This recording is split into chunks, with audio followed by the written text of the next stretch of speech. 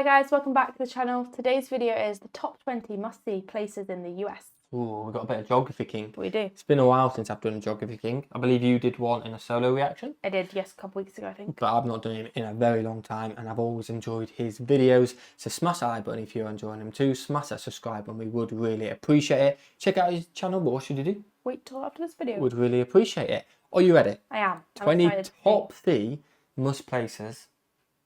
I know I said that wrong. I said that so wrong. 20 must-see places in the US. I wonder how many we've seen, and we definitely want to try to see the rest of them. Are you ready? 20 top C must places. Let's go. Howdy, I'm Kyle. Fancy new intro. Howdy, it's Kyle talking about the top fancy 20 intro. must-see places in the U.S. I've had the opportunity to drive around the contiguous U.S. many times. I've been to all of the major and medium-sized cities, most of them several times. I've been to almost all of the cities in the country with over 50,000 people and almost all of the nature-based national parks. He's been everywhere. Here I want to go over what I think are the top 20 must-see places in the country. Because the country is so large, cool. There's just so much variety in what you can see. So in the 20 that I chose, 10 are cities and 10 are more natural type areas, because just all this variety here, you can't see it all. But I think in the 20 that I chose, it really covers a wide spectrum of things you can see across this huge country. And if you are interested in a beautiful map like this, it's made by Mirrorway Maps. Check out the link in the description for a coupon. It is very cool. Yeah, let's talk about the top 20 must-see places in the contiguous U.S. I'm going to start off by going over the must-see cities, which of course means New York first. It's the largest and most vibrant city in the country. There's just so much stuff to do. There are so many great neighborhoods to visit, and you can walk around a lot of it, take the subway. Where else can you do 500,000 things all by $2 to $3? And it isn't just the touristy type stuff either. You can go to Times Square for an hour or two, check that out. But it's also just some of, again, the other neighborhoods, other interesting parts of town, going across the river to Brooklyn and Queens, some of the really interesting immigrant neighborhoods, ethnic enclaves. So there's much more to New York than just Manhattan, but you definitely want to see Manhattan, and I certainly think that New York City is one that's every American has to see. At the opposite end of the country, I'm going to have to mention San Francisco. Similar to Manhattan, there's just so much to see in a small... 2 for 2. Let's go. 2, our little road trippers. Yeah, we haven't seen the whole of San Francisco, but bits we have seen look beautiful. A lot of history in there as well. New York, again, same. An isolated area. I feel like San Francisco, we were more just out the bay. Alcatraz, Golden Gate Bridge, and stuff like that. But, in my Full House, yeah, it's their house is next to the Painted Ladies. Oh, really? Oh, wow. Yeah. And we've been there. I know. But I imagine there were maybe neighbourhoods in San Francisco to go and see and stuff like, which we haven't. So maybe one day we can do, like, say, a road trip everywhere. I'd love to go back to America. I'd love to go back to LA. Well, we're all going back to America. But LA, I was like just 2026. California, I'd like to go back. Yeah, one day, hopefully. Area. So it's a really tight, compact city. You can walk around a lot. The neighborhoods change frequently. There's just so many really cool neighborhoods to see, just so much variety to see in a small area. And similar to Manhattan, it isn't just the touristy stuff. Do the touristy stuff, but also check out some of the more off the beaten path neighborhoods and parks all throughout the city. It's a wonderful place to explore. Okay. Going into the Midwest, another must-see big city is Chicago. I think from a pure downtown perspective, this one is better than either New York or San Francisco. I think those cities, the best neighborhoods are not downtown. But for Chicago, I think the heart of the city is the CBD. You can make a pretty good argument that the architecture in Chicago's downtown is more interesting than the one in Manhattan, even though there aren't as many skyscrapers. It isn't quite as walkable as New York or San Francisco, but you can walk around quite a bit. And there are a lot of other really interesting neighborhoods all throughout the town that aren't just the downtown, and not just some of the touristy areas like Wrigleyville, but a lot of really other cool, very interesting neighborhoods. Another must-see city, I think, for Americans is Boston. I think it has the most interesting historical neighborhoods of all the big cities in the U.S. are really nice. You can already see like all that brick and stuff like that. You can tell Boston had England influence is the word I was looking for. Waterfront. A lot of interesting neighborhoods that are close to each other because the city is relatively compact. You have the suburb of Cambridge, also very historic. It's often considered one of America's finest cities, and I'm not exactly sure what that means, but I agree. Another city that I think is a must-see is Washington, D.C. It's not just for the nation's capital type things like the mall and the specific... Yeah, I said this to you. It'd be nice if we could do it as a connecting thing. Yeah, because you can fly to Washington direct, can't you? Yeah, again, it's got so many landmarks. It's got history there. It's a staple of America, isn't it? I just feel like... Arlington we want to do as well. Yeah. Smithsonian museums, but also like the other cities I mentioned, a lot of really cool neighborhoods. It is pretty walkable, but it also has a really nice metro system that can get you to other parts of the city that you might not want to walk to. Also, just across the Potomac River is Alexandria, Virginia, a really nice old town historic district. So whether or not you're interested in seeing the mall and the monuments, I do think Washington is a must-see city for Americans. Going to the far southeast of the U.S., another must-see city is Miami. And like the other cities I mentioned, this is a one-of-a-kind. There's nothing quite like Miami. It's got that subtropical heat and humidity. It's always sunny and hot, but it isn't quite as bad as the more central and northern parts of Florida. It has a great food scene. It's heavily influenced by Cuba and other parts of the Caribbean and just Latin America in general. So you can go on down there and have a pina colada underneath a neon sign while watching half-naked people dance until 4 in the morning. Or you can be like me and just enjoy the cultural stuff and the food and be in bed by 10. Another city we will probably be the ones in bed by 10. Is a must-see is Pittsburgh. This might be a bit of a surprise. You don't often hear of Pittsburgh being a big tourist draw. And the reason why I like Pittsburgh so much is that it has so many unique neighborhoods very close to each other due to the geography of the city. You have the hills and mountains keeping two different type neighborhoods separated so they each have their own identity, but it's really easy to walk between the two and you get a pretty good exercise doing so. So I think Pittsburgh is the most interesting of the quote-unquote normal cities in the U.S. and one I think all Americans should visit. And now, perhaps my most unpopular take in the video, I do think a must-see city for people is New Orleans. And yeah, I know a lot of people really hate New Orleans, but just like the other cities I mentioned, it's a one-of-a-kind. So just say, do people hate it? I don't know they. I know that's like where the Mardi Gras happens, so I imagine there's maybe bad connotations for that. But I always... the Louisiana chicken's really good, apparently. I've only heard like, oh yeah, you gotta go and see New Orleans. At least go and see it. Yeah, food's good. It looks good. It looks nice. Let us know. Is there actually bad connotations, or is that just Geography King's opinion? Yeah. I'm intrigued. Like Miami, it has a very interesting and unique food culture, has an interesting culture with the French history and heritage. And just from a food, music, and architecture angle, I think New Orleans is a must visit. And you definitely want to see the French Quarter. I think the best time to see it is a weekday morning, like 9 a.m. or so. So none of the stores are open yet. It's nice and quiet. You can check out the architecture and all the drunks have gone home. So yeah, it usually gets a bad rap, but for better or worse, there's nothing else quite like New Orleans. Yeah, it's popping music. Another must-see city for people, I think, is Charleston, South Carolina. This is much smaller than the other cities. Your dad's been there, so 2-finger high five. Charleston, was it? 2-finger high five. South Carolina, yeah. I don't know if he's been to Charleston though. Has he? Where's he been? I don't know.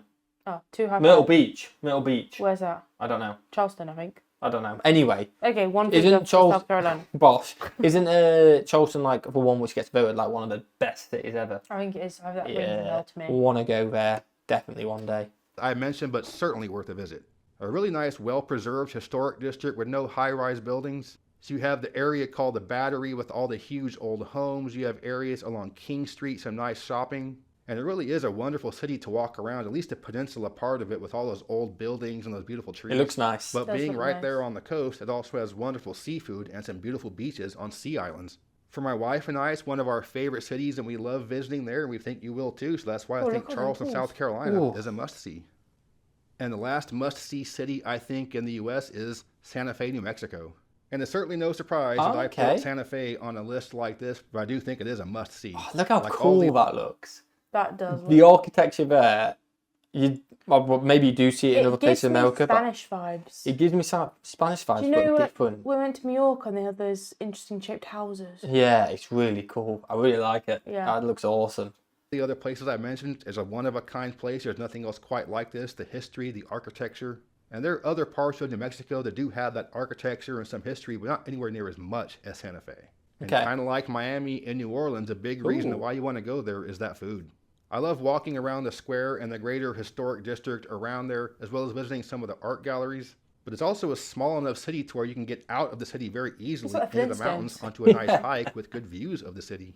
Santa Fe is the oldest European settlement in the U.S. after St. Augustine, Florida, and I think is a must-see. You can see the Mexican those are the cities, I think. Can't you? Oh, 100%. Old school as well. Yeah, it looks great. It honestly looks really, really like a cute town I want to visit. You know what I mean? That are must-sees. You get a good variety of the U.S. as a whole by visiting those 10. But now I want to talk about some of the beautiful natural sights you can see in the contiguous U.S. I'm going to start with the most cliche one, and that's the Grand Canyon in Arizona. But there's a reason why it's so cliche. It is huge and it's beautiful. Most people visit by just driving along the main road and stopping at some of the viewpoints to get a photo and then get back into the car to the next viewpoint. But I think the best way to visit the Grand Canyon is just to park your car somewhere and then follow the rim trail for as long as you want. Oh, I think you could get lost more out of it that way. I think you get also more out of it doing that than just doing the day where you hike all the way down to the bottom and back up to the top. It looks cool. Points and vantage points of you following the rim trail, but that's up to each person's personal preference. But whether you're a casual national park visitor or you're a hardcore backpacker, you definitely want to see the Grand Canyon. The other cliche, but cliche for a reason, park you'll want to visit is Yellowstone. It'll be packed. There'll be a bunch of people. We've been talking about this so much. One day we have to go to Yellowstone. Yeah, definitely. There's not. I've never seen anything else like it before. No, that's top of the list for parks. It looks incredible. Well, most parts of the park you go to, but it'll still be worth it. So you will want to see the most well-known parts of the park, some of the places where it's going to be the busiest, but there are certain places where you can go where even in the high season there might not be that many people. Okay. So for example, the last time we were there was May 2017, and that was a pretty busy time for the park, but at the Norris Geyser Basin, there were very few people. So if you want to see some beautiful volcanic and geologic formations plus some beautiful mountains, you'll definitely want to see Yellowstone. Definitely. Another must-see national park, I believe, is Olympic National Park in Northwest Washington. Similar to how New York and San Francisco and Pittsburgh have many changing neighborhoods over a short distance, Olympic National Park is a similar type thing for parks. It has three very distinct parts. You have the high Olympic mountains themselves, you have the beautiful Hoh rainforest, the temperate rainforest, and also that gorgeous coastline. I don't think there are any other national parks that gives you this much variety in this short of a distance. You can literally hike on a volcano one day, then hike through a beautiful green temperate rainforest the next day. Yeah, each night camping on the beach. But what animals are in there? What do you mean? What animals are going to come eat me? Oh yeah, that's anywhere though, isn't it? In America, you just got to firm it. I feel like these are like walk trails. I think most of the time you'll be safe on these. I think it looks cool. The next national park that I think is a must visit is Bryce Canyon in southwest Utah. I think Bryce has what I would call the easiest scenery in the country. You can drive along the main road through the park, kind of like the Grand Canyon, and just stop at some of the viewpoints. But if you don't go in the summer, it will be much less busy, and you're very close to some of these gorgeous spots. You can do really short hikes down into the canyon, much easier than going down into the Grand Canyon. So Bryce is a great national park for people that have limited mobility. If you're elderly or disabled, you can see quite a bit of fantastic scenery without getting very far out of your car. But it's also a great national park for people that are more hardcore that want to go backpacking for several days. So if you're going to do the Grand Circle National Park circuit throughout the Southwest, you're probably going to visit at least 2 or 3 of the national parks in Utah. But if you could only visit one, my choice would be Bryce. Okay. Another one I think all people should see is close to where I'm from. That's Sequoia Kings Canyon National Park in Central California. Everybody knows Yosemite National Park up the road, and everybody goes there. Significantly. Big them trees are mad, isn't it? They're good compared to people. It's insane. Fewer people go to Sequoia Kings Canyon with the same beautiful scenery. It's much easier to get away from crowds. There's a tremendous backcountry if you want to get way back there. It's a park where it can be a relatively leisurely visit where you just visit the big trees areas and a couple of the really short day hikes. But there is a massive backcountry. You can get way back there. That's a great drive. So yes, I'm biased. I grew up about 45 minutes away from Sequoia National Park, and I've been there a million times. But in my opinion, if you're only going to visit either Yosemite or Sequoia, go to Sequoia. Okay. Staying in the West, going back to New Mexico, I think all people should see Carlsbad Caverns National Park. Oh, I think visiting a cave is a must-see for people, and I think the one that's the best for visitors is Carlsbad. Yeah, I was good that we couldn't do the cave outside San Antonio because we were going to do the cabin caves, which are so cool from the pictures. But just traveling, we ended up not having a car in San Antonio, and it just didn't work out, did it? But I was so excited for that. So I want to do a cave one day. This incredibly long trail all the way down into the depths of the cave, and you can take a leisurely walk at your own pace around this big room. It's literally called the Big Room. And obviously the stuff you're going to see in a cave is going to be completely unlike things you're going to see on the surface. And if you go in the off season and go early in the morning, so you're one of the first people down there, you can have that whole big room to yourself pretty much. Yeah, that's awesome. And if you go in the summertime, they look like icicles to me. Yeah, exactly. It's just rock formations. Like, it's mad. Crazy. Bat flight of Mexican free-tailed bats. I know a lot of folks are afraid of caves and bass, but I do think seeing a cave is a must-see, and Carlsbad is the one I would recommend first. Okay. Another must-see national park, and one that's off the beaten path, is Teddy Roosevelt National Park in western North Dakota. Oh, wow. It is very easy to get peace and quiet, solitude in this national park. You don't have to walk very far from the parking lot to get the complete peace and solitude. Oh, yeah, wow. The scenery is Beautiful. gorgeous. It's subtle beauty, but it just goes on forever. And you'll also see a ton of wildlife here, a lot of bison, prairie dogs, bald eagles, and wild horses. We've been to this park multiple times and have had the park to ourselves each time. It's off the beaten path. It's one of the least visited national parks in the contiguous U.S., and I highly recommend it. Teddy Roosevelt National Park in western North Dakota. Okay. Another must-see natural region are the Great Smoky Mountains straddling Tennessee and North Carolina. The national park, especially in the it's summer... just the name of the Smoky Mountains.